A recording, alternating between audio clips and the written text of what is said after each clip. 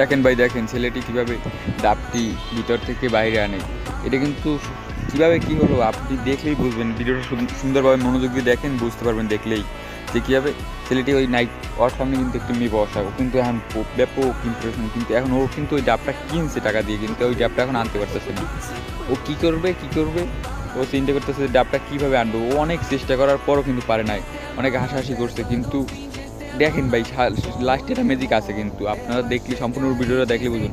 ও রাগ হয়ে যে সময় ডাবটা ফালাই দেবে, সেই সময় দেখবেন ডাব কী একটা ম্যাজিক্যাল বিষয়টা হয়। এটা কিন্তু সহসা সম্ভব না, সবাই কিন্তু এটা পারবে না চাইলেই। কিন্তু বা এটা কিন্তু ওই এখন ইচ্ছে করে ছাইড়ে দিছে রাগ হয়ে। দেখেন ওই ডাবটা কীভাবে আসে, আইসা ওর হাতে এসে বসে। এরকম কিন্তু সবসময় হয় না, কিন্তু এটা হয়ে গেছে ম্যাজিক্যাল। সবাই অবাক কীভাবে কী হলো।